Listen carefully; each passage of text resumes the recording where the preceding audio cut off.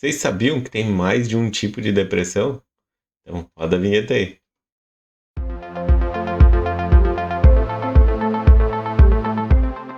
A depressão, então, né? A gente tem socialmente aí a gente costuma entender que ela seria uma só, né? E aí dá pra gente entrar em alguns outros pormenores disso aí, né? Os preconceitos que se tem e tudo mais, mas hoje não vou entrar nisso. E a gente, na verdade, tem dois tipos, dois grandes classificações aí para a depressão, né? A gente tem a depressão exógena, que seria aquela que, particularmente, eu mais atuei, porque seria aquela que tem fatores ambientais envolvidos. E a gente tem a depressão endógena. A depressão endógena seria aquela que nos acomete por conta do que está acontecendo no nosso corpo. E para entender esse processo, então é essa que eu vou falar com vocês mais profundamente hoje, mas para entender mais esse processo, a gente vai precisar entender o que são os neurotransmissores, né? Porque ela tem muito a ver com neurotransmissor. Então deixa eu abrir aqui uma referenciazinha aqui para nós. Olha só. Esse aqui seria o nosso neurônio, tá? Assim, ó. Esse aqui é o neurônio, né? Então, o que compõe o nosso sistema nervoso, né? Que compõe o nosso cérebro? Esses carinhas aqui. Todos eles juntos, eles vão compor o nosso sistema nervoso. E eles, antigamente, se acreditava que eles se comunicavam por impulso elétrico, né? Então, davam um choquinho aqui, e subia aqui e passava para outro. E não, né? Não é isso. Agora a gente sabe que são os neurotransmissores que fazem essa comunicação entre um e outro neurônio, inclusive num nível emocional, então, né? Porque quando a gente está falando de depressão e alguns outros transtornos, a gente está falando de transtornos que nos acometem nas emoções, que nos acometem aqui nessa parte que não tem tanto envolvimento de uma outra parte que seria a cognição, seria a nossa maneira de pensar, etc. E então, esses neurotransmissores são os responsáveis por a gente também pela depressão.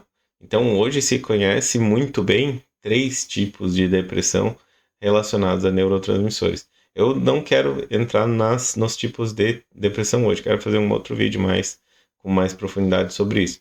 Mas basta a gente entender que os neurotransmissores eles ficam aqui entre um e outro neurônio, ó, e eles que vão carregando a informação de um para o outro aqui.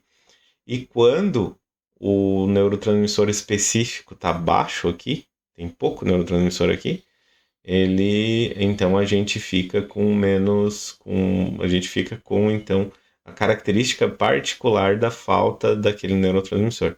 Também a gente pode ficar com a característica particular do excesso do neurotransmissor. Então, se a gente tem muito desse aqui, desse neurotransmissor, a gente também vai ter o resultado direto, então, no nosso comportamento, né? Então isso meio que nos descortina aí, né? Que o comportamento da gente, né? Muito se pensa que o comportamento não teria nenhuma relação com o corpo, né? Não teria nenhuma relação na mente e corpo, aquela separação que não funciona muito bem.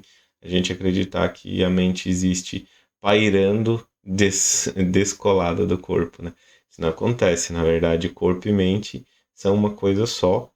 E falando então desse fator endógeno aí, ó, fica comprovado, né? Quando tu tem esse problema de neurotransmissores, tu vai ter resposta comportamental, resposta de sentimento e tudo mais.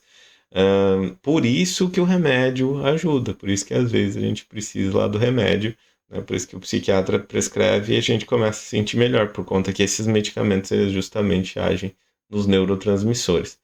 Meus 2 centavos sobre tudo isso, eu diria, não é nenhuma coisa nem outra, né? A gente não tem uma. Eu tenho, pela prática, a gente não tem uma depressão só endógena, uma depressão só exógena. A gente sempre tem depressão composta ali. Eu, pelo menos na minha prática, nunca encontrei um caso em que a pessoa não precisou de. Claro, existem casos mais brandos em que a falta do neurotransmissor é tão baixa, por assim dizer, é tão insignificante, que não precisou da medicação e a pessoa melhora só com as terapias comportamentais, né, as psicoterapias.